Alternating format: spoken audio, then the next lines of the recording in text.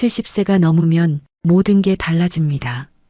돈을 버는 게 아니라 돈이 나가는 시기가 되죠. 그런데 이상하죠. 비슷한 형편이었는데 어떤 사람은 평안하게 살고 어떤 사람은 하루아침에 무너집니다. 무엇이 그 차이를 만들었을까요? 오늘은 70세 이후 사람들의 현실 속에서 그 이유를 하나씩 이야기해 보려 합니다. 첫 번째는 사기였습니다. 70세가 넘으면 돈보다 더 무서운 게 사람의 말입니다. 세상을 오래 살아왔지만 이상하게도 나이가 들수록 말 한마디가 더 깊이 파고듭니다. 그 말이 친절하면 마음이 열리고 그 말이 다급하면 손이 먼저 움직입니다. 요즘 세상은 사람의 마음을 읽는데 너무 능숙합니다. 컴퓨터보다 빠르고 뉴스보다 정확하게 사람의 불안을 찾아냅니다. 그 불안을 파고들어 돈을 빼앗는 게 이 시대의 새로운 범죄입니다. 전화 한 통으로 모든 게 시작됩니다. 고객님, 이상 거래가 감지됐습니다.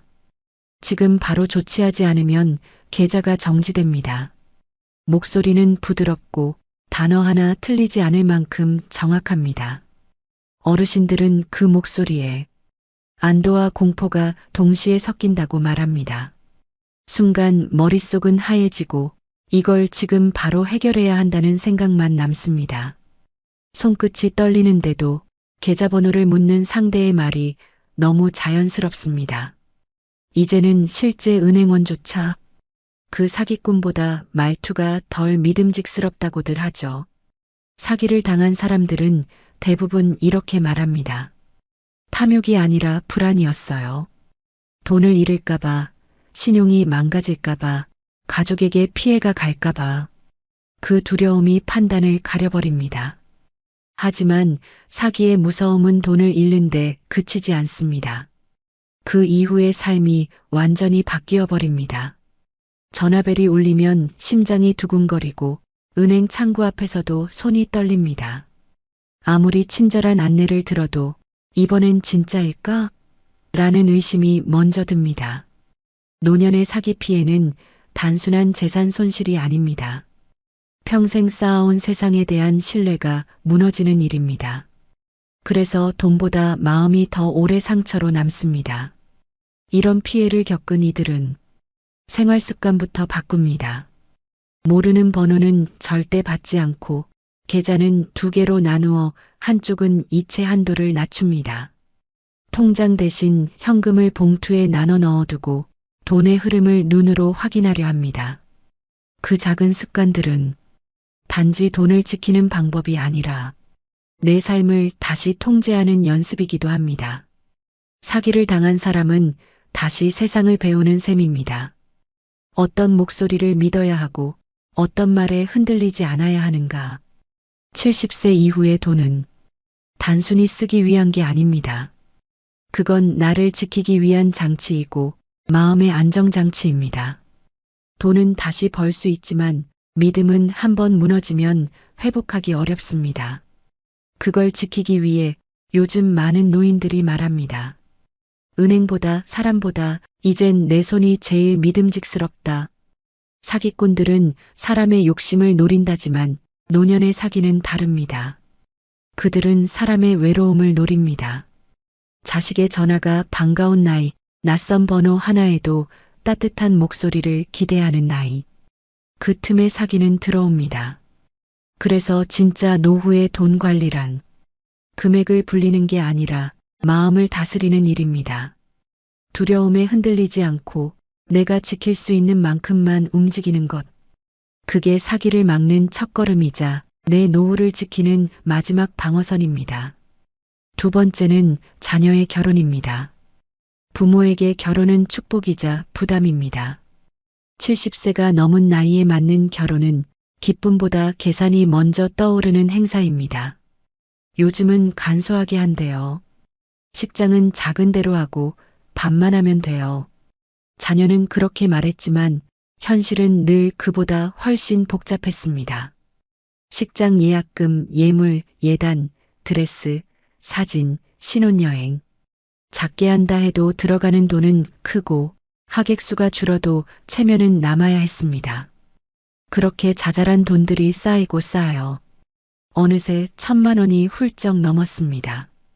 통장 잔액을 보며 계산기를 두드려도 결국 마음이 앞섭니다. 이 돈으로 아들, 딸이 행복하다면 괜찮지. 하지만 결혼식이 끝나면 통장은 텅 비고 안도의 한숨 대신 허전함이 남습니다. 그날 식장 한쪽에서 하객들과 웃으며 인사하는 부모의 얼굴은 환했지만 그 마음속은 조용히 흔들리고 있었습니다. 이 돈 다시 모을 수 있을까? 내 노후는 이제 괜찮을까? 누군가에게는 작은 돈이라지만 노년의 1,000만 원은 평생의 노력입니다. 그건 단순한 지출이 아니라 삶의 버팀목이 흔들리는 일입니다.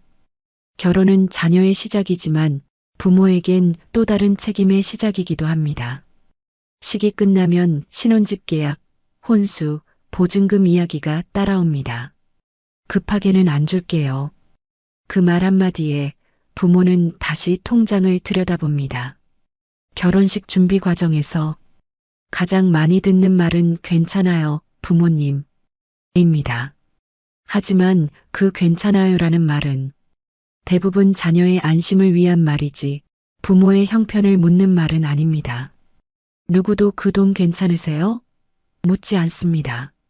결혼은 축하받는 자리이지 걱정이 드러나선 안 되는 자리이기 때문이죠. 결혼식이 끝난 저녁 조용한 집으로 돌아와 식탁 앞에 앉은 부모는 한참을 말이 없습니다.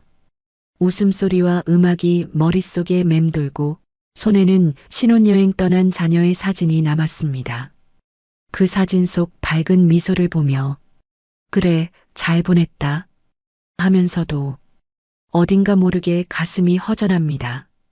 누구나 자식을 위해 아끼지 않습니다. 하지만 노후의 돈은 단순한 돈이 아닙니다. 그건 살아갈 시간입니다. 그 시간이 줄어든다는 건 단지 돈이 나간 게 아니라 내 삶의 여유가 사라진다는 뜻입니다. 그래서 어떤 어른은 말합니다. 결혼식은 하루지만 그날 쓴 돈은 남은 생에 영향을 준다. 결혼은 인생의 큰 기쁨이지만 70세 이후의 부모에게는 그만큼 큰 결단이 필요한 일이 되었습니다. 웃음 뒤에 남는 계산서, 그건 세상의 어느 부모도 피해갈 수 없는 현실입니다. 결혼은 자녀에게 시작이지만 부모에게는 또 다른 노후의 분기점입니다. 그날의 환한 미소 뒤에는 통장 한 장의 무게가 숨어 있습니다.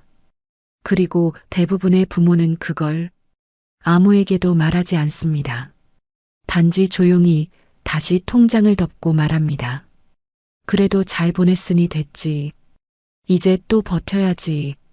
세 번째는 자녀의 이혼이었습니다. 이 나이에 다시 육아를 하게 될 줄 몰랐습니다. 이혼한 아들이 손을 잡고 찾아왔습니다. 옆에는 5살 된 손주가 있었죠. 엄마, 잠깐만 봐줘. 일이 정리되면 다시 데리러 올게. 그 말은 짧았지만 그 짧은 말이 인생을 바꿨습니다.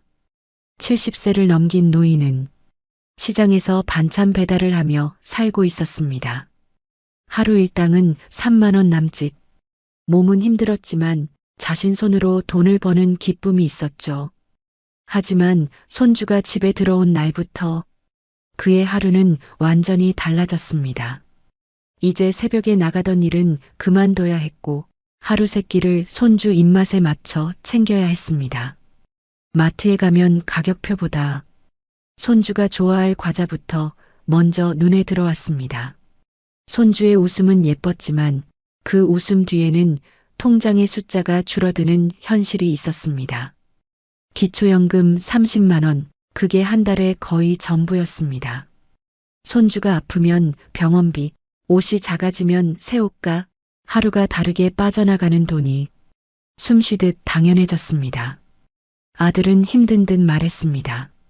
엄마, 나도 미안해. 지금은 도저히 감당이 안 돼. 그 말이 싫지 않았습니다. 그저 안쓰러웠습니다. 하지만 마음 한구석은 조용히 무너졌습니다. 이 나이에 또 아이를 키우는 게 맞을까? 그녀는 새벽에 잠에서 깨 작은 방에 누운 손주를 봅니다. 손이 작고 숨소리가 고릅니다. 그 모습을 보고 있으면 속이 미어지면서도 마음이 따뜻해집니다. 그래도 이 아이 덕분에 내가 버틴다. 그렇게 스스로를 다독입니다. 하지만 몸은 정직합니다. 허리는 자주 쑤시고 무릎은 계단 한 칸마다 비명을 냅니다. 약국에서 파스 한 장 붙이면서 그녀는 속으로 중얼거립니다. 이 아이 초등학교만 가도 좋겠다. 시간이 지나면서 생활은 조금씩 더 팍팍해졌습니다. 전기요금 고지서가 올 때마다 손주가 TV를 오래 봤던 게 떠올랐습니다. 그럴 때면 괜히 미안해졌습니다. 이런 마음을 아이에게 보이면 안 되는데 그래도 손주는 웃습니다. 할머니, 나 내일 유치원에서 발표해. 그 말에 모든 근심이 잠시 멎습니다. 하루의 피로가 그 한마디에 녹아내립니다. 그녀는 웃으며 말합니다. 그래, 우리 멋지게 하자. 그녀는 알고 있습니다. 이 손주가 자라면 언젠가는 떠날 거라는 걸. 그때가 되면 아들도 다시 새 삶을 살겠죠. 하지만 자신은 그만큼의 시간을 잃게 됩니다. 손주의 웃음이 꺼진 밤, 가끔은 자신이 사라진 사람처럼 느껴집니다. 나는 언제부터 다시 내 삶을 살 수 있을까? 그녀는 저녁마다 작은 수첩을 펼칩니다. 마트 영수증, 병원비, 간식값. 매일 적어두지만 끝에 늘 같은 문장이 따라옵니다. 괜찮다. 그래도 오늘도 잘 버텼다. 노후의 빈곤은 돈이 없어서만 오는 게 아닙니다. 예상치 못한 책임이 찾아올 때 몸보다 마음이 먼저 무너지는 겁니다. 그래서 그녀는 말합니다. 돈이 힘든 게 아니라 다시 시작해야 하는 게 힘들어요. 이 나이에 다시 누군가를 키운다는 건 기쁨과 고통이 한 몸인 일입니다. 아이의 웃음은 위로가 되지만 그 웃음을 지키려면 자신의 노후가 조금씩 사라져갑니다. 그녀는 오늘도 손주를 재운 뒤 작은 방 불을 끄고 앉습니다. 밖에서는 바람 소리가 들리고 벽에 걸린 사진 속엔 젊은 시절의 자신이 웃고 있습니다. 그녀는 조용히 그 사진을 바라보며 말합니다. 그래도 이 아이가 있어 다행이야. 그래서 나는 아직도 버틸 수 있어. 70세 이후의 삶은 누구나 다시 무언가를 책임질 수 있는 나이입니다. 문제는 돈이 아니라 그 책임을 감당할 체력과 마음, 그리고 여유입니다. 그 여유가 바로 이 나이에 가장 필요한 현금의 힘입니다. 네 번째는 재난이었습니다. 뉴스에서 늘 보던 일이었는데 그 일이 내 집에서 일어날 줄은 몰랐습니다. 그날도 비가 왔습니다. 하루 종일 쏟아지던 비가 밤이 되자 점점 굵어졌습니다. 지하로 내려가는 계단에 물이 차오르기 시작했고 몇 분 뒤엔 신발장까지 잠겼습니다.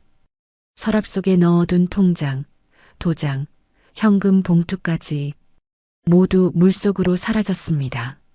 70세의 노인은 그날 새벽 겨우 손전등 하나 들고 밖으로 나왔습니다. 발밑에선 진흙물이 흘러내리고 집은 이미 형체를 잃어가고 있었습니다. 평생 일하며 모은 것들이 눈앞에서 떠내려가는 걸 그저 멍하니 바라볼 수밖에 없었습니다. 아침이 되자 뉴스에 어디 침수 피해라는 자막이 떴습니다.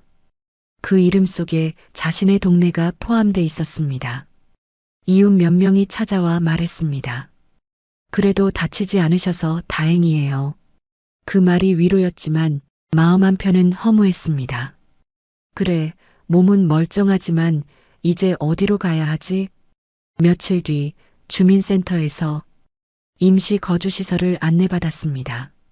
이불 한 채, 옷 몇 벌을 들고 들어갔지만 마음은 여전히 집에 남아 있었습니다. 내 평생 모은 게 이렇게 하루아침에 사라질 줄이야. 재난은 사람의 마음을 바꿉니다. 그전엔 통장에 찍힌 숫자를 보며 안심했지만 이제는 현금이라는 단어의 의미가 달라졌습니다.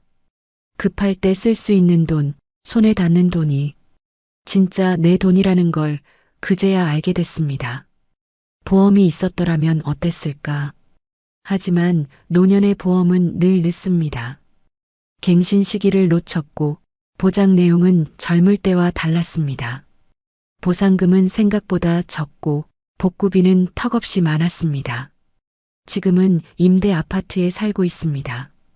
가구는 중고로 들여왔고 냉장고는 이웃이 쓰던 걸 물려줬습니다. 그래도 다시 밥을 해 먹고 불을 켤 수 있다는 사실이 감사했습니다. 하지만 여전히 불안은 남았습니다. 다음번엔 어떻게 하지? 이젠 진짜로 남은 돈이라도 지켜야겠다. 그 후 그는 현금을 세 부분으로 나누었습니다. 생활비, 비상금, 재난대비금. 세 번째 봉투엔 절대 손대지 말 것이라 적었습니다. 그 돈은 새로 가전 사는데도 손주의 선물에도 쓰지 않았습니다. 언제 또 닥칠지 모를 한 번의 밤을 위해 그저 그대로 두었습니다. 이웃들은 말했습니다. 노인네가 무슨 돈을 그렇게 숨겨? 그는 그저 웃었습니다. 숨기는 게 아니라 살아남으려는 거지. 그날 이후 그는 비소리가 들리면 먼저 창문을 닫습니다. 하수구를 살피고 전기 코드를 뽑고 가방 속엔 늘 손전등 하나를 넣어둡니다. 이제는 비가 무섭습니다. 비는 단지 자연이 아니라 삶의 균형을 무너뜨릴 수 있는 존재가 되었습니다. 사람들은 말합니다. 재난은 언젠가 지나간다. 하지만 그에게 재난은 아직도 현재 진행형입니다. 비 오는 날이면 젖은 집 냄새가 떠오르고 물 위에 떠내려가던 사진들이 생각납니다. 그럼에도 그는 살아갑니다. 빗소리가 창문을 때릴 때마다 그는 조용히 통장 잔액을 확인합니다. 지금 있는 이 돈으로 다시 한번 버틸 수 있을까? 그에게 현금은 단순한 돈이 아닙니다. 그건 살아남을 힘입니다. 누군가는 예금을 자산이라 부르지만 그에겐 비상금이 생명줄이었습니다. 그 돈이 있어야 밥을 먹고 이불을 사고 다시 삶을 시작할 수 있었습니다. 홍수는 그에게서 많은 걸 빼앗아갔지만 한 가지를 남겨줬습니다. 돈의 진짜 의미. 그건 여유가 아니라 생존입니다. 그리고 그는 오늘도 말합니다. 이젠 통장보다 내 손에 쥔 현금이 더 믿음직하다. 언제 세상이 다시 흔들릴지 모르니까. 다섯 번째는 마지막 순간의 이야기입니다. 사람은 누구나 언젠가 떠납니다. 하지만 준비된 사람과 그렇지 않은 사람의 마지막은 놀라울 만큼 다릅니다. 70세를 넘기면 몸이 먼저 변합니다. 혈압약, 당뇨약, 통증약이 식탁 위에 자리 잡고 병원은 일상이 됩니다. 하루 두세 번 약을 챙겨 먹는 게 이제는 자연스러운 습관이 되죠. 병원비는 생각보다 빠르게 늘어납니다. 보험이 있어도 본인 부담금이 적지 않고 입원이라도 하면 하루 20만 원이 훌쩍 넘어갑니다. 간병인을 부르면 하루 10만 원, 한 달이면 300만 원이 넘습니다. 요양병원에 들어가면 월 200만 원대, 좋은 곳은 400만 원을 요구합니다. 그 돈은 대부분 자식이 준다고 믿지만 현실은 다릅니다. 자식도 자기 생활이 있고 손주 학원비에 대출까지 떠안은 세대입니다. 부모의 병원비를 오래 책임질 여력은 그리 많지 않습니다. 그래서 노인들은 말합니다. 나는 내 병원비만큼은 내 손으로 준비해야지. 그 말 속엔 체념이 아닌 다짐이 담겨 있습니다. 병이 깊어지면 돈은 생각보다 빠르게 사라집니다. 요양비, 약가, 간병비, 한 달, 두 달이 지나면 평생 모은 돈이 눈 녹듯 줄어듭니다. 그렇게 아껴온 통장이 마지막엔 장례를 위한 비용이 됩니다. 평균 장례비는 1천만 원 안팎, 화장장 예약, 납골당 안치비, 음식값, 부의금 정산. 요즘엔 카드도 안 받는 곳이 많고 모두 현금으로 처리해야 합니다. 남은 가족은 말합니다. 그래도 어머니가 미리 준비해 두셔서 다행이에요. 그 말은 슬프면서도 고맙습니다.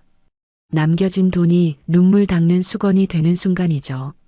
어떤 노인은 자신의 장례비를 봉투에 따로 넣어둡니다. 마지막 비용이라고 적힌 하얀 봉투. 누가 보면 섬뜩하다고 하지만 그건 그 사람의 마지막 존엄입니다. 자식에게 부담을 주지 않겠다는 조용한 사랑의 형태이기도 합니다.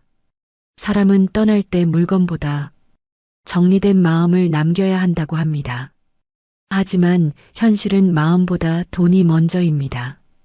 돈이 없으면 마음을 나눌 시간도 여유도 사라집니다. 그래서 어른들은 말합니다. 돈이 행복을 사주진 않지만 불행을 막아주긴 하더라. 의료비, 간병비, 장례비는 노후의 마지막 세 가지 파도입니다.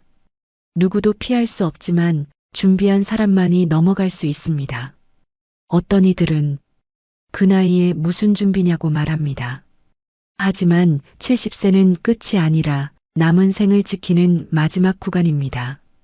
그 구간에서 필요한 건 거창한 재산이 아닙니다. 손에 잡히는 현금, 급할 때 꺼낼 수 있는 돈, 그게 인생의 균형을 지켜줍니다. 돈은 언젠가 사라지지만 준비의 흔적은 남습니다. 그 흔적이 자식에게는 배움이 되고 가족에게는 평온이 됩니다. 노인은 오늘도 조용히 통장을 열어봅니다.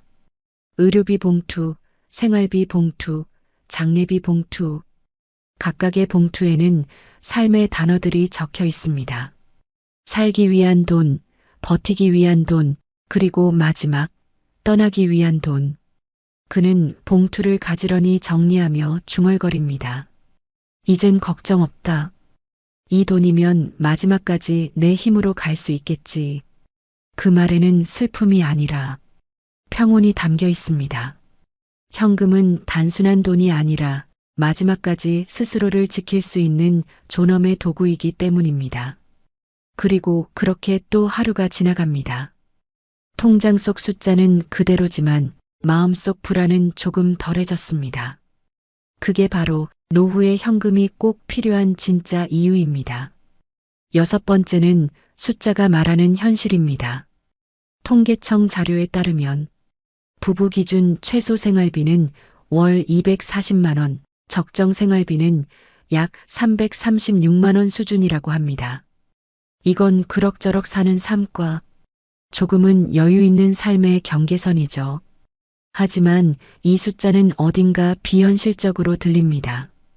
통계 속의 삶은 늘 일정하고 예상 가능한 지출만을 전제로 합니다. 그러나 실제 노후의 삶은 그보다 훨씬 불규칙하고 더 예민합니다. 월세가 조금만 올라도 병원 한 번 다녀와도 생활비의 균형은 바로 흔들립니다. 전기요금과 난방비는 해마다 달라지고 식료품 가격은 계절마다 변합니다. 오늘은 버틸만 했지만 내일은 불안해지는 게 노후의 일상입니다. 통계가 말하는 240만 원은 살아만 가는 비용입니다.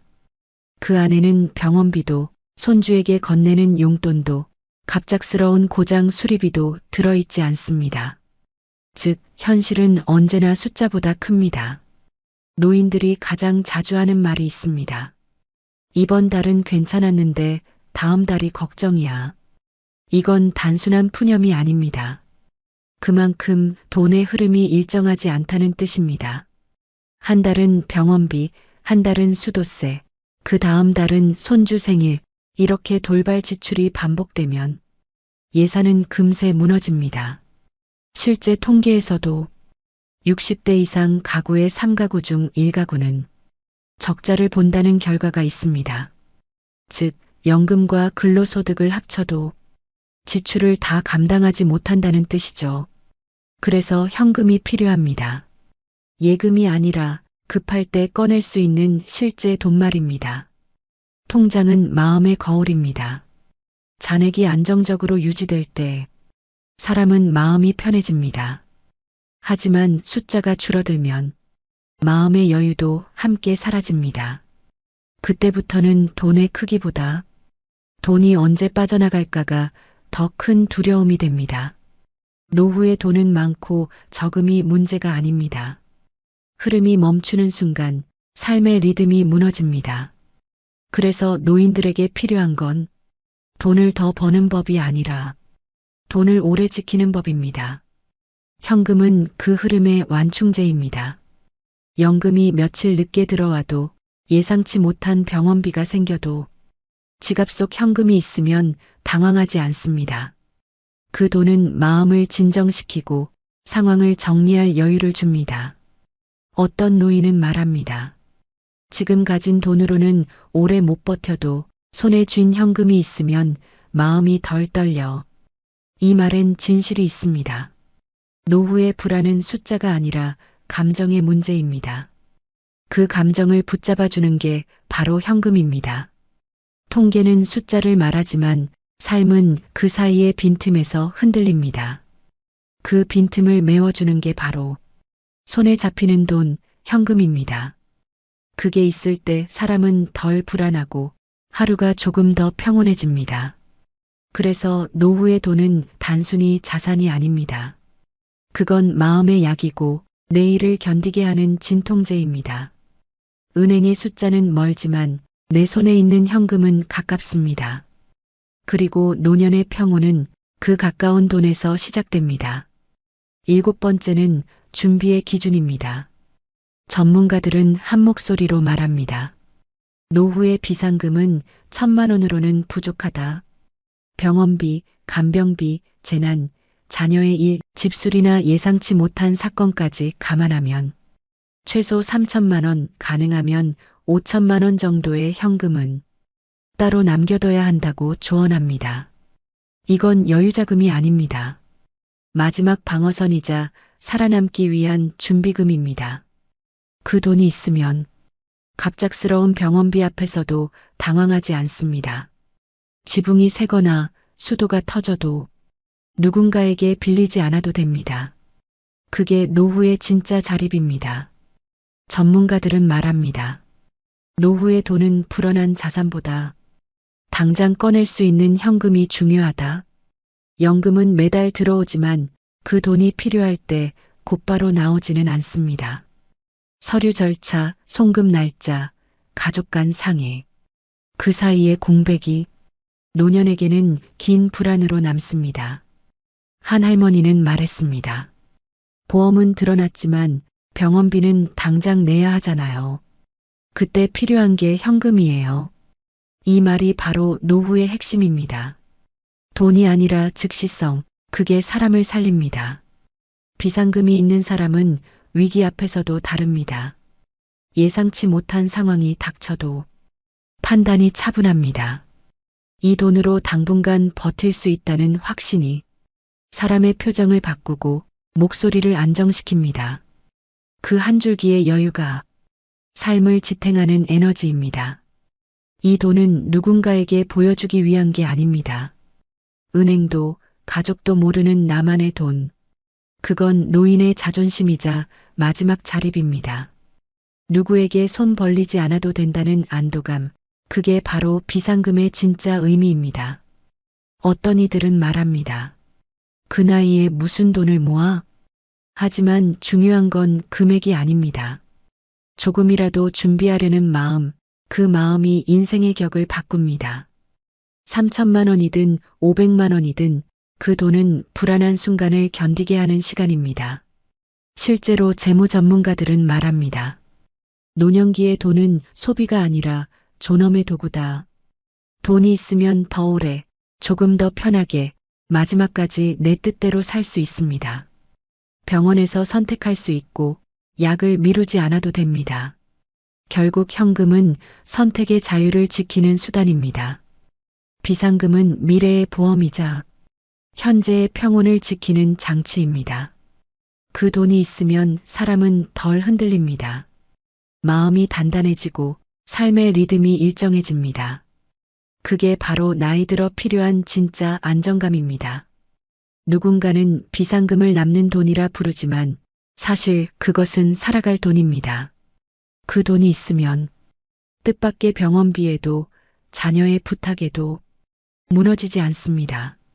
돈이 아니라 마음이 버팁니다. 그래서 전문가들은 말합니다. 노후에 필요한 건 재산이 아니라 현금입니다. 재산은 시간에 묶이지만 현금은 마음을 자유롭게 합니다.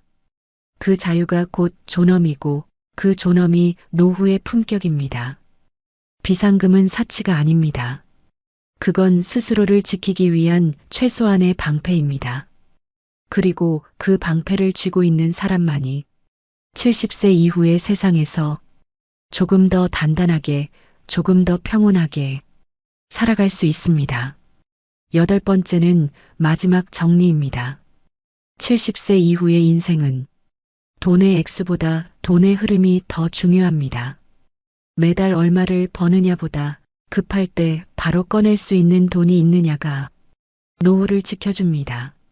노인은 말합니다. 돈이 많을 땐 몰랐는데 이제는 10만 원이 얼마나 큰 돈인지 알아요.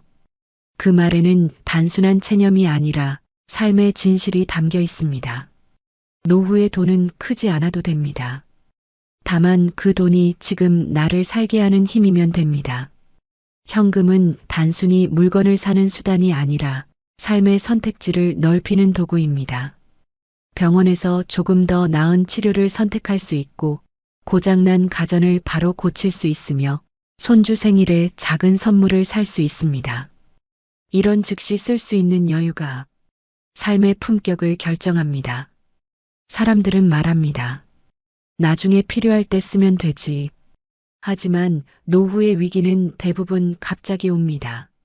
몸이 아프고 집이 새고 가족의 일이 터지고 그때 돈은 기다려주지 않습니다.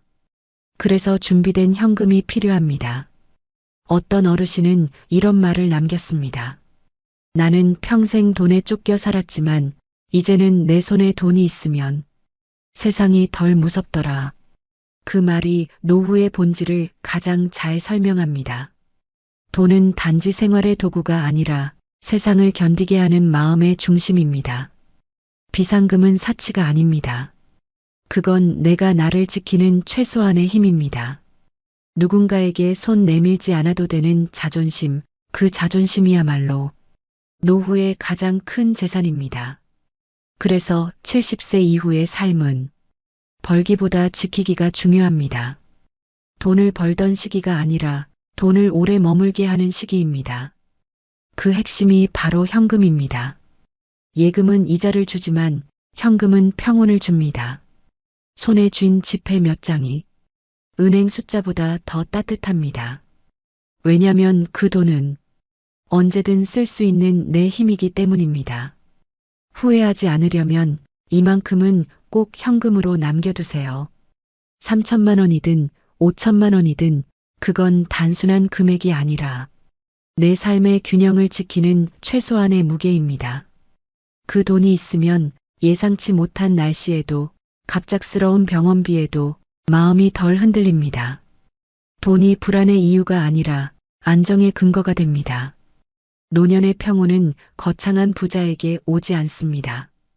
한 달 생활비를 조용히 맞추고 비상금 봉투를 꼭 쥐고 사는 사람에게 옵니다. 오늘 하루가 평범하더라도 그 평범함을 지켜주는 건 바로 당신 손에 쥔 그 돈입니다. 그래서 마지막으로 이 말을 남깁니다. 70세 이후의 삶은 돈보다 마음이 중요하다. 하지만 그 마음을 지켜주는 건 결국 현금이다. 요즘엔 아들이 전화를 받지 않습니다. 처음엔 바쁜 줄 알았지만 이젠 어떤 말로 시작해야 할지도 모르겠습니다. 사랑한다고 말했는데 그 사랑이 상처가 되었나 봅니다. 엄마는 다 너 잘 되라고 한 거야. 그 말이 얼마나 무거웠을까. 이제야 알겠습니다. 나는 아들을 미워한 게 아니라 멀어질까봐 그게 두려웠던 거예요. 이 이야기는 제가 40년 만에 깨달은 진짜 사랑의 기록입니다. 젊은 시절, 저는 늘 좋은 엄마가 되고 싶었습니다. 아들이 부족하다는 말은 듣기 싫었고 누구보다 잘 키우고 싶었습니다. 그 마음이 사랑이라고 믿었습니다. 하지만 지금 생각하면 그건 사랑이 아니라 불안이었습니다.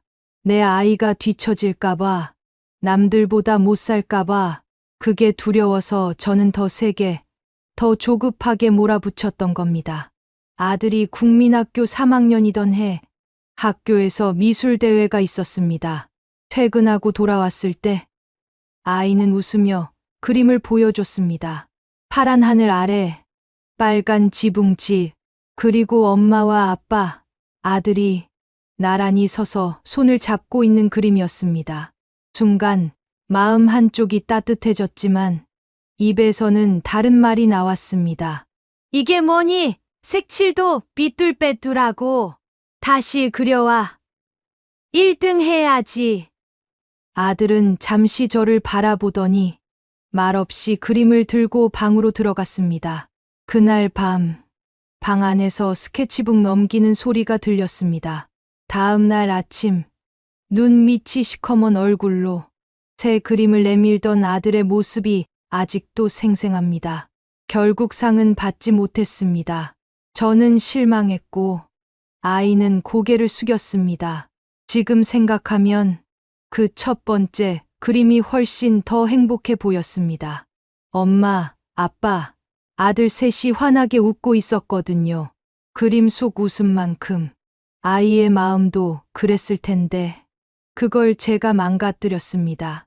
중학교에 들어가자 저희 간섭은 더 심해졌습니다. 그 애랑은 놀지 마. 공부 안 하는 애잖아. 학원 끝나면 바로 집으로 와. PC방 같은 데는 절대 안 돼. 저는 아이의 하루를 계획표로 채워 넣었습니다. 학교, 학원, 숙제, 모든 시간에 엄마의 허락이 필요했습니다. 그 무렵부터 아들은 저와의 대화를 피하기 시작했습니다. 학교에서 무슨 일이 있었는지, 친구들과는 무슨 이야기를 나누는지 더 이상 말해주지 않았습니다. 그때도 저는 몰랐습니다. 아이가 마음의 문을 하나씩 닫아가고 있다는 걸. 저는 그걸 사춘기니까 그렇지라며 넘겼습니다. 고등학생이 되자 우리의 갈등은 거의 전쟁 같았습니다. 매일 아침 6시에 깨우고 아침밥을 먹이면서 성적 이야기를 꺼냈습니다. 학교 끝나면 바로 학원, 학원 끝나면 문제집, 친구 전화가 오면 저는 끊었습니다. 공부할 시간도 없는데 무슨 전화를 받아? 아들은 방문을 쾅 닫고 들어가 밤늦게까지 불을 끄지 않았습니다. 가끔 크게 소리치며 싸우기도 했습니다. 엄마 왜 이래요? 제 인생이잖아요. 그럴 때마다 저는 되받아쳤습니다. 엄마는 다 너 잘 되라고 하는 거야. 나중에 크면 할 거야. 엄마 마음을. 그 말이 얼마나 무거웠는지, 그 표정이 얼마나 아팠는지, 그땐 정말 몰랐습니다. 대학 전공도 제 뜻대로 정했습니다. 아들은 음악을 하고 싶어 했습니다. 기타를 치며 노래를 만들던 아이였어요. 그때 저는 웃으며 말했습니다. 그런 걸로 어떻게 먹고 살아? 경영학과. 그게 안정적이야. 아들은 방으로 들어가 며칠을 울었습니다. 그 울음소리를 들으면서도 저는 마음을 바꾸지 않았습니다. 결국 아들은 제 뜻대로 경영학과에 갔습니다. 입학식 날 캠퍼스 앞에서 사진을 찍으며 저는 속으로 생각했습니다. 이제 됐다. 우리 아들은 성공할 거야. 하지만 그날 이후 아들은 점점 더 멀어졌습니다. 전화는 줄었고 명절에도 집에 오는 횟수가 줄었습니다. 같이 있어도 대화는 없었습니다. 이제 돌이켜보면 그건 사랑이 아니었습니다. 아이의 인생이 아니라 제 욕심이었습니다. 나는 내 불안을 달래기 위해 아이의 인생을 통제했습니다. 엄마니까라는 이유로 그 모든 걸 정당화했습니다. 아들이 원하는 게 뭔지, 무엇을 좋아하는지, 어떤 사람이 되고 싶은지 한 번도 진심으로 물어본 적이 없었습니다. 요즘은 가끔 생각합니다. 그때 그 첫 번째 그림을 칭찬해 줬더라면 어땠을까? 우와, 우리 아들 그림 참 예쁘다. 엄마는 이게 제일 좋은데 그 한마디만 해줬더라면 그때 음악 하고 싶다는 아들에게 한번 해봐. 엄마가 응원할게. 라고 말했다면 어땠을까? 지금 우리 사이는 조금은 달라졌을까요? 엄마는 다 너 잘 되라고 하는 거야. 그 말이 얼마나 무거웠을까? 뒤늦게 그 표정이 떠오릅니다. 방문을 닫던 아이의 뒷모습이, 말없이 고개를 숙이던 모습이 이제야 또렷하게 보입니다. 너무 늦게 깨달았습니다. 사랑한다고 말했지만 그건 사랑이 아니었습니다. 통제였습니다. 그 시절 저는 엄마가 중심인 집이 당연하다고 생각했습니다. 남편은 일하느라 늘 늦었고 집안의 모든 결정은 제 몫이었습니다. 아들의 옷, 머리, 학원, 친구, 모든 걸 제가 정했습니다. 그게 사랑이었고 엄마의 역할이라 믿었습니다. 남편은 조용한 사람이었습니다. 저녁 식탁에 앉아도 그래, 수고했다 한마디 하고 신문을 펼치곤 했죠.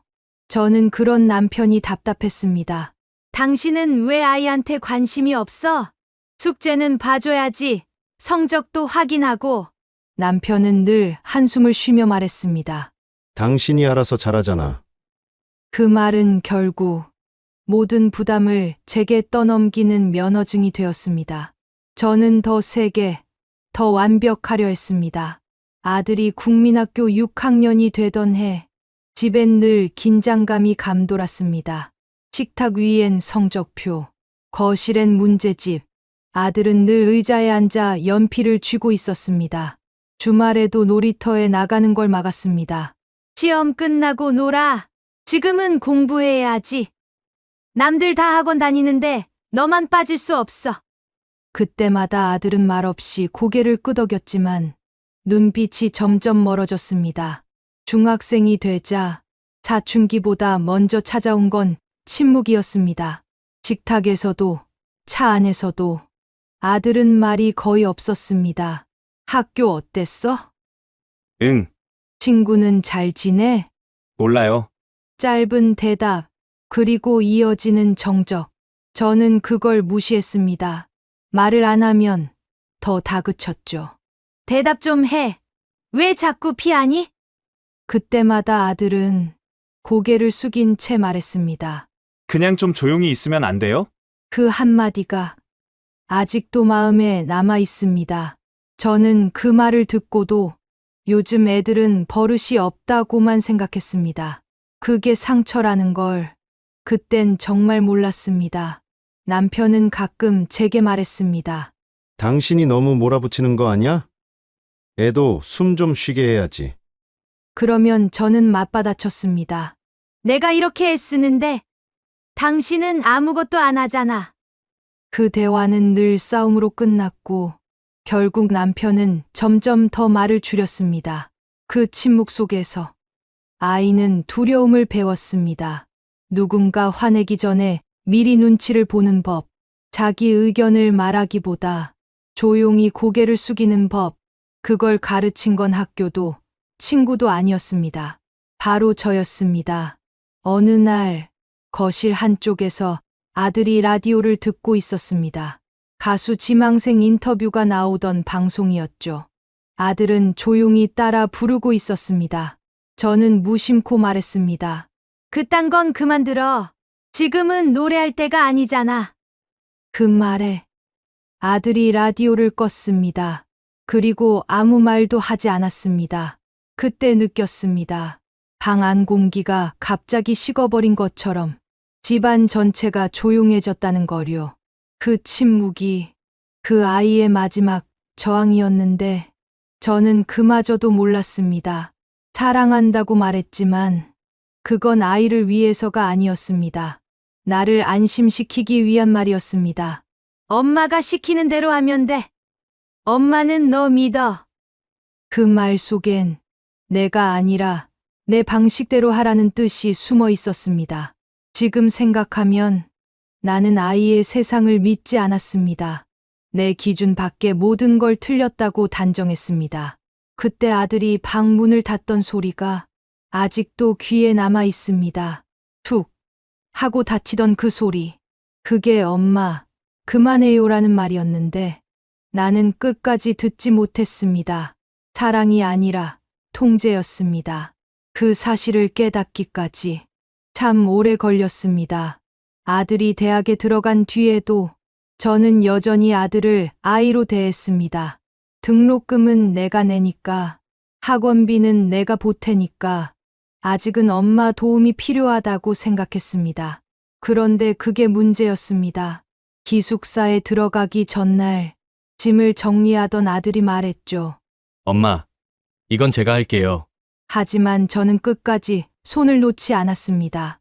그래도 엄마가 해줘야 내가 편하지. 그날 저녁, 아들이 몰래 친구들과 저녁을 먹으러 나갔습니다. 저는 괜히 서운했습니다.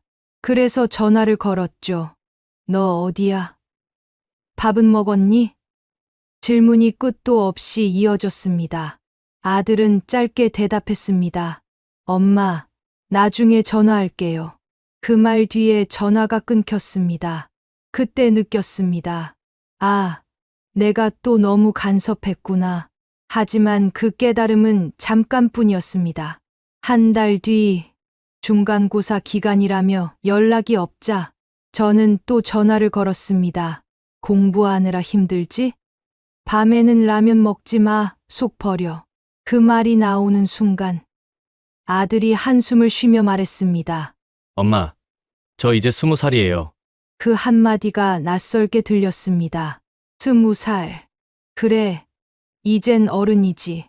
하지만 제 입에서는 또 이런 말이 나왔습니다. 그래도 엄마는 걱정돼서 그러는 거야. 걱정이라는 말은 늘 그랬습니다. 내가 통제할 때마다 그걸 감싸주는 변명 같은 단어였죠. 아들은 점점 더 집에 오지 않았습니다. 명절에도 잠깐 들렀다가 식사 중에도 휴대폰을 보며 조용히 앉아 있었습니다. 그 침묵이 서운해서 저는 또 잔소리를 늘어놨습니다. 휴대폰 좀 내려놔. 가족끼리 밥 먹는데 무례하잖아. 그때 아들이 고개를 들더니 차분하게 말했습니다. 제가 아직도 어린애인 줄 아세요? 이제 그만 좀 하세요. 순간 심장이 덜컥 내려앉는 기분이었습니다. 목이 뜨거워지고 무슨 말을 해야 할지 몰랐습니다. 그저 허공만 바라봤습니다. 아들은 자리에서 일어나 식탁 위에 놓인 그릇을 치우고 방으로 들어갔습니다. 문 닫히는 소리가 유난히 크게 들렸습니다. 그날 밤, 방 안에서 혼자 앉아 생각했습니다. 내가 정말 걱정해서 그랬던 걸까? 아니면 내가 없으면 아이가 흔들릴까봐 내 불안 때문에 그랬던 걸까? 언제부터였을까? 아이의 문제를 내 문제처럼 느끼게 된 게, 아니, 어쩌면 아이를 나의 연장선이라 생각했을지도 모릅니다. 그 아이가 잘 되면 나도 잘 산 것 같았고, 그 아이가 힘들면 내 탓 같았습니다. 그래서 더 간섭했습니다. 그래서 더 지시했습니다. 그렇게 하면 안 돼. 그건 위험해. 엄마 말 들어. 그 말들이 다 사랑이라 믿었는데 이제 와 생각하니 그건 아이의 인생을 관리하려는 욕심이었습니다. 그날 밤 아들이 제게 한 그 한마디가 계속 머릿속을 맴돌았습니다. 제가 아직도 어린애인 줄 아세요? 그 말이 마치 거울 같았습니다. 그 속엔 제 모습이 그대로 비쳤습니다. 아이의 성장보다 내 불안을 먼저 본 엄마, 사랑보다 통제를 앞세운 엄마, 그게 바로 저였습니다. 그날 이후로 아들과의 통화는 더 줄었고 문자도 거의 오지 않았습니다. 휴대폰이 울리지 않는 밤, 저는 조용히 앉아 있었습니다.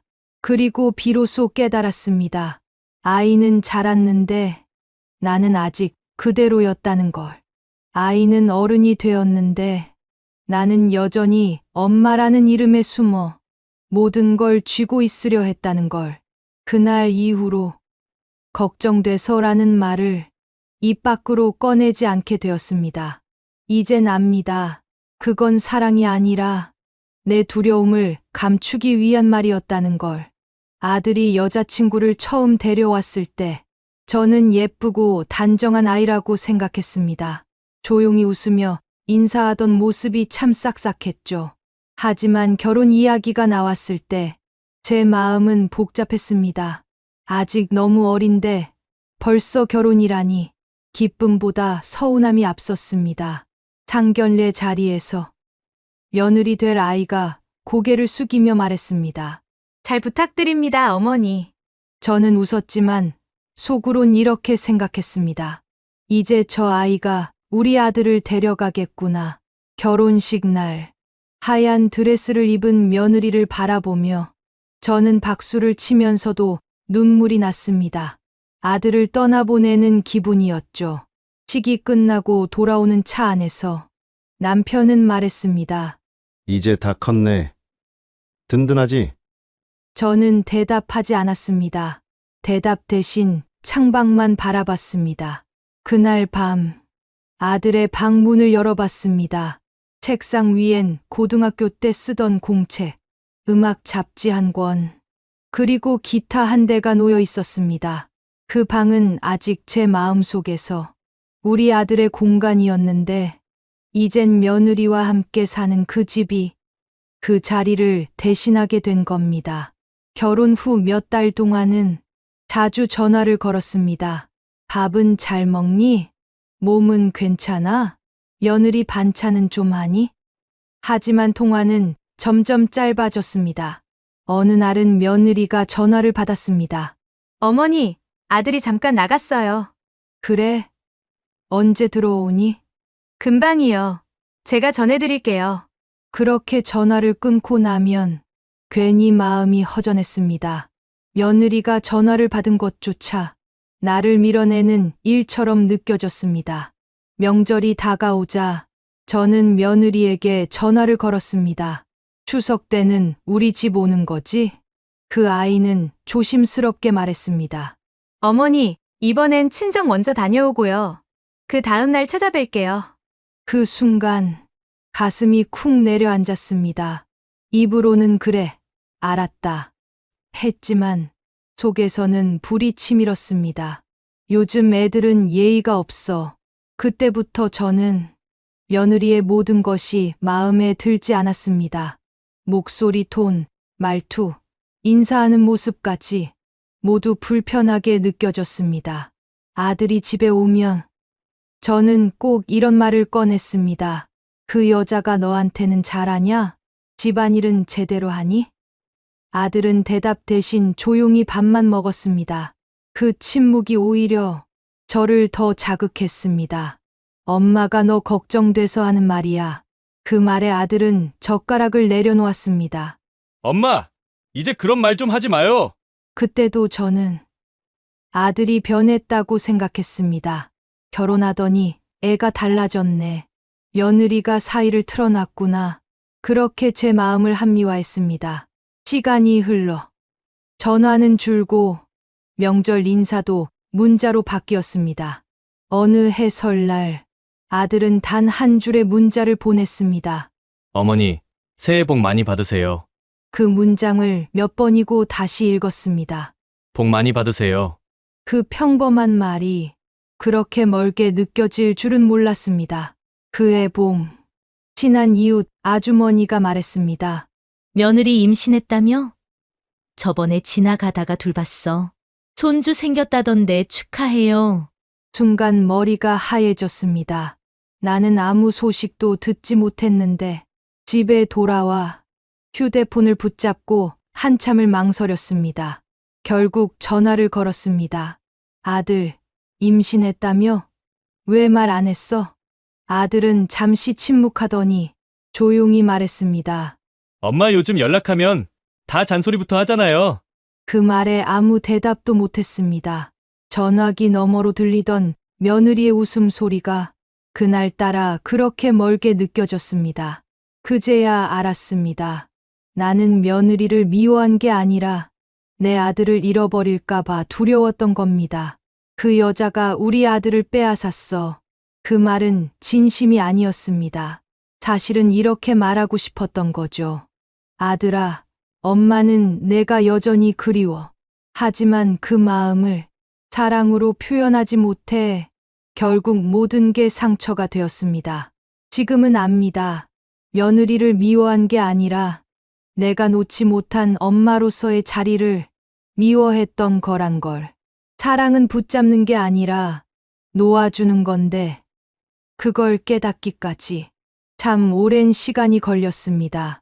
손주 돌잔치 소식을 들은 건 아들의 오랜 친구 엄마를 통해서였습니다. 며느리 돌잔치 했다며? 사진 봤는데 손주가 너무 예쁘더라. 그 말을 듣는 순간 귀가 멍해졌습니다. 돌잔치. 언제? 왜 나는 아무 소식도 못 들었을까? 집으로 돌아와 서랍 속에서 휴대폰을 꺼냈습니다. 최근 통화 목록엔 아들 이름이 없었습니다. 마지막 통화 날짜가 거의 반년 전이었습니다. 손이 떨리더군요. 그래도 혹시나 싶어 아들 프로필 사진을 열어봤습니다. 그곳엔 돌잔치 사진이 올려져 있었습니다. 아들 부부, 그리고 그들 곁에 며느리 부모님, 친구들, 풍선 장식 아래 웃고 있는 사람들 속에 저와 남편은 없었습니다. 그 순간 가슴이 쿵 내려앉았습니다. 한참 동안 사진을 확대했다 줄였다 반복했습니다. 손주가 케이크 앞에서 손을 흔들고 있었어요. 그 작은 손이 이상하게도 저를 밀어내는 듯 보였습니다. 식탁 앞에 앉아 아무 말도 하지 못했습니다. 남편이 조심스럽게 물었습니다. 왜 그래? 저는 아무 대답도 못하고 휴대폰만 바라봤습니다. 잠시 후 남편이 한숨을 쉬며 말했습니다. 여보, 아들 탓만 하지 마. 우리도 생각해 봐야 해. 그 한마디가 가슴 깊숙이 꽂혔습니다. 우리도 생각해 봐야 해. 그 말이 그렇게 아프게 들릴 줄은 몰랐습니다. 그날 밤 잠이 오지 않았습니다. 부엌 불만 희미하게 켜놓고 혼자 앉아 있었습니다. 머릿속엔 그동안 했던 말들이 떠올랐습니다. 그 여자가 우리 아들을 빼앗았어. 요즘은 효도라는 게 없어. 엄마는 다 너 잘 되라고 하는 거야. 그 모든 말들이 아들에게는 얼마나 무겁게 들렸을까. 사랑이라는 이름으로 던진 말들이 결국 아이의 마음을 닫게 만든 거였습니다. 그날 새벽 아들에게 문자를 보냈습니다. 손주 돌잔치 사진 잘 봤다. 축하한다. 다음엔 우리도 함께 있으면 좋겠구나. 하지만 답장은 오지 않았습니다. 다음 날 휴대폰을 들여다보다가 문득 생각했습니다. 혹시 나라도 그 입장이었다면 나도 나 같은 엄마를 피했을지도 모르겠다고. 아들이 결혼하고 손주가 태어나고 이제는 또 하나의 가정을 꾸렸는데 나는 여전히 엄마의 자리에만 머물러 있었습니다. 나 없이도 괜찮은 거야? 그 질문에 스스로 답을 못하겠더군요. 식탁 위에 놓인 밥은 차갑게 식어 있었습니다. 남편이 조용히 국을 데워오며 말했습니다. 이제 우리도 놓아줄 때가 된 것 같아. 그 말이 눈물처럼 떨어졌습니다. 그날 이후 저는 집안 곳곳을 정리했습니다. 아들 방에 남아있던 교복, 아이가 어릴 때 쓰던 컵, 그리고 벽에 걸린 가족 사진, 모두 먼지를 털어내며 조용히 닦았습니다. 유리 너머로 보이는 웃는 얼굴들 속에서 그때의 아들이 제게 말하는 듯 했습니다. 엄마, 이제 괜찮아요. 그 말을 들은 듯 가슴이 뭉클해졌습니다. 손주 돌잔치 날, 그 자리에 없었지만 그날을 잊지 못할 것 같습니다. 이제는 압니다. 내가 그 자리에 없었던 건 그들이 날 잊어서가 아니라 내가 먼저 멀어졌기 때문이었습니다. 그리고 그 깨달음이 참 늦게 찾아왔습니다. 사랑한다는 말은 때로 침묵보다 더 무거울 때가 있습니다. 그걸 이제야 배웁니다. 그날 이후 나는 하루 종일 멍하니 앉아 있었습니다. 휴대폰도 켜지 않았고 TV 소리도 듣기 싫었습니다. 부엌 창가로 햇살이 비치는데 그 빛 속에서 먼지가 천천히 떠다녔습니다. 그걸 한참 동안 바라보다가 문득 거울에 비친 내 얼굴을 봤습니다. 피곤하고 굳어있는 얼굴, 늘 지적하던 표정이었습니다. 그런 표정으로 나는 아이를 키웠구나. 그 생각이 들자 가슴이 먹먹했습니다. 내가 아들에게 했던 말들이 하나씩 떠올랐습니다. 엄마 말 좀 들어. 그건 아니야. 이렇게 해야 돼. 엄마가 더 잘 알아. 그 말들이 사랑의 언어가 아니라 지시와 명령이었다는 걸 이제야 깨달았습니다. 그동안 나는 좋은 엄마였다고 믿었습니다. 헌신했고 희생했고 아들을 위해 살았다고 생각했습니다. 하지만 사실은 내 기준대로만 사랑했을 뿐이었습니다. 아이가 원하는 세상은 한 번도 들어본 적이 없었습니다. 나는 늘 말했습니다. 엄마는 널 믿어. 하지만 그건 진짜 믿음이 아니었습니다. 엄마가 정한 길을 따라오면 믿겠다는 말이었죠. 거울 속에 나는 그 사실을 이제야 인정하고 있었습니다. 한참을 바라보다가 눈물이 흘렀습니다. 눈물이 아니라 그동안 쌓였던 모든 후회가 조용히 흘러내리는 기분이었습니다. 그날 저녁 남편이 퇴근해서 들어왔습니다. 저는 조용히 말했습니다. 아들이 날 떠난 이유를 이제야 알겠어. 남편은 아무 말 없이 제 옆에 앉았습니다. 그리고 한참 후에야 말했습니다. 괜찮아. 이제라도 알았으니까. 그 한마디에 눈물이 또 터졌습니다. 이제라도 알았으니까. 그 말이 그렇게 따뜻하게 들릴 줄은 몰랐습니다. 그날 밤 일기를 썼습니다. 나는 오늘 내가 얼마나 많은 말을 쏟아냈는지 깨달았다. 사랑이 아니라 두려움에서 나온 말이었다. 펜 끝이 번지고 종이에 눈물이 떨어졌습니다. 나는 정말로 사랑하고 싶었습니다. 그런데 사랑을 주는 법을 몰랐던 것 같습니다. 아이에게는 미안한 일들이 너무 많았습니다. 돌아가고 싶지만 그땐 몰랐습니다. 아이의 눈에는 나는 늘 화가 난 어른이었을 겁니다. 늘 옳은 척하고 늘 답을 알고 있는 사람처럼 굴던 엄마. 하지만 지금은 압니다. 그 모든 옳음이 아들에게는 두려움이었다는 걸 이제라도 인정합니다. 나는 틀렸습니다. 아이를 위한 인생이 아니라 엄마로서의 자존심을 지키느라 사랑을 잃었습니다. 그리고 그 사실을 이제야 똑바로 볼 수 있게 되었습니다. 거울 속에 주름진 얼굴이 이상하게 낯설지 않았습니다. 그 속에 젊은 날의 나, 그리고 상처받은 아들이 함께 서 있는 것 같았습니다. 나는 조용히 속삭였습니다. 엄마가 이제야 알아. 너를 사랑했지만 그 방법이 틀렸다는 걸. 그제서야 거울 속의 표정이 조금은 부드러워졌습니다. 내가 바뀌어야 세상이 조금 달라질지도 모른다는 생각이 그날 처음으로 들었습니다. 그날 이후 나는 매일 아들의 번호를 눌렀다, 지웠다를 반복했습니다. 통화 버튼을 누르기 전마다 가슴이 쿵쾅거렸습니다. 혹시 또 내가 상처 주는 말을 하진 않을까? 그 생각이 나를 멈추게 했습니다. 그러던 어느 날 책상 위에 놓인 편지지를 꺼냈습니다. 오래전 아들이 국민학교 때 썼던 학용품 상자 속에서 색이 바랜 봉투가 하나 나왔습니다. 그 안에 적힌 글귀 엄마 사랑해요. 그 한 줄이 마음을 울렸습니다. 나는 펜을 들었습니다. 손이 떨렸습니다. 어디서부터 잘못됐을까? 어떻게 써야 할까? 수십 번을 망설이다가 천천히 첫 문장을 적었습니다. 아들아, 엄마는 늘 너를 사랑했단다. 하지만 방법이 틀렸던 것 같구나.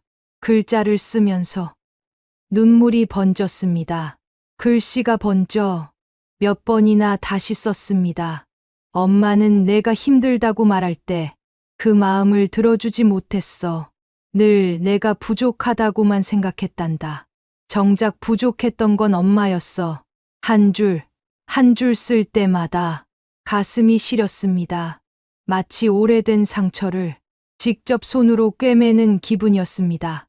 나는 거짓말 한마디도 하고 싶지 않았습니다. 그동안 얼마나 억지로 괜찮은 척을 했는지 이제는 다 내려놓고 싶었습니다. 편지를 다 쓰고 봉투를 닫을 때 손끝이 이상하게 따뜻했습니다. 이 편지라도 다 쓰면 좋겠다. 편지를 보내기 전 한참을 고민했습니다. 직접 주소를 쓰려다 괜히 또 부담을 줄까봐 서랍에 넣어두었습니다. 하지만 이상하게도 그날 밤 마음이 조금 가벼워졌습니다. 남편이 묻더군요. 무슨 일 있어? 편지를 썼어. 보냈어? 아니, 그냥 써봤어. 남편은 미소를 지었습니다. 그래도 썼잖아. 그게 시작이야. 그 말이 오래 남았습니다. 그래도 썼잖아.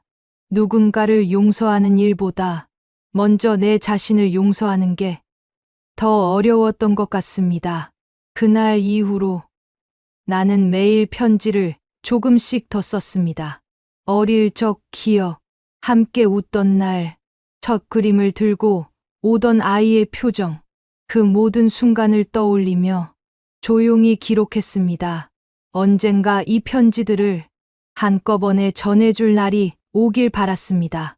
아들이 읽지 않아도 괜찮았습니다. 그 마음이 어디엔가 닿는다면 그걸로 충분하다고 생각했습니다. 밤이 깊어지면 책상 위 조명을 켜고 또 한 장의 종이를 펼쳤습니다. 글씨는 여전히 삐뚤빼뚤했지만 그 속에는 후회가 아닌 진심이 담겨 있었습니다. 엄마는 지금도 너를 사랑해. 하지만 이번엔 다르게 조용히 멀리서 응원할게. 그 문장을 쓰고 나니 가슴이 조금 덜 아팠습니다. 그리고 깨달았습니다. 사랑은 말로 증명하는 게 아니라 다시 손을 내미는 용기로 보여주는 거라는 걸. 그날 이후 나는 매일 작은 종이에 한 줄씩 적습니다. 오늘은 잘 있었니? 엄마는 내가 행복하길 바란다.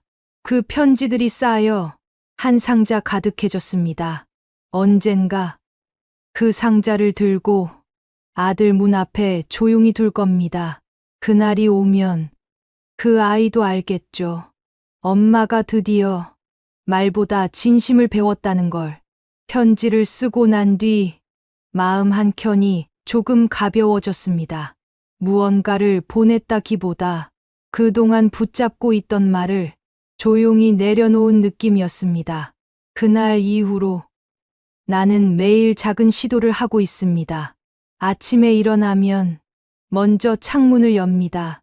예전에는 햇살이 거슬려 바로 커튼을 닫곤 했는데 요즘은 그 빛이 고맙습니다. 휴대폰을 켜면 아들 이름이 저장된 연락처가 눈에 들어옵니다. 이젠 두렵지 않습니다. 그저 조용히 문자를 보냅니다. 밥은 먹었니? 요즘은 조금 따뜻하더라. 건강하자. 아들아. 답장은 없습니다. 그래도 괜찮습니다. 이젠 기다림이 아프지 않습니다. 그저 하루에 한 번 그 아이를 향한 마음을 보내는 일로 하루가 시작됩니다. 남편은 그런 나를 보며 웃습니다. 오늘도 문자 보냈어? 응, 답은 왔어? 아니. 그래도 괜찮아. 남편은 고개를 끄덕였습니다. 그 대화 하나로도 충분했습니다. 점점 나는 알게 되었습니다. 사람의 마음은 크게 바꾸려 하면 더 멀어지고 작게 움직이면 천천히 가까워진다는 걸요. 그날 이후로 나는 집 앞 화단에 꽃을 심기 시작했습니다. 봄에는 펜지, 여름에는 봉선화, 가을엔 국화를 심었습니다. 꽃을 가꾸는 일은 마치 관계를 돌보는 일과 닮아 있었습니다. 물을 너무 주면 시들고 너무 외면해도 마릅니다. 딱 필요한 만큼만 매일 같은 시간에 조용히 들여다보는 것. 그게 요즘 내 하루의 루틴이 되었습니다. 어느 날 문자함의 숫자 1이 사라졌습니다. 엄마, 잘 지내요. 저도 잘 있어요. 단 한 줄이었지만 그 문장을 읽는데 오래 걸렸습니다. 눈물이 앞을 가렸거든요. 그날 밤 나는 오랜만에 웃었습니다. 소리 내지 않고 그저 조용히 미소 지었습니다. 그리고 마음속으로 말했습니다. 엄마가 변하고 있어. 천천히 기다릴게. 그날 이후 나는 매일 작게 변화를 만들고 있습니다. 아들과의 관계뿐 아니라 세상을 보는 눈도, 사람을 대하는 마음도. 완벽한 엄마는 되지 못했지만 이제야 진짜 사람이 되어가는 것 같습니다. 봄날의 저녁, 부엌 창가로 들어오는 햇살이 따뜻합니다. 꽃잎이 바람에 흔들리며 인사합니다. 그 모습을 바라보며 나는 조용히 미소 짓습니다.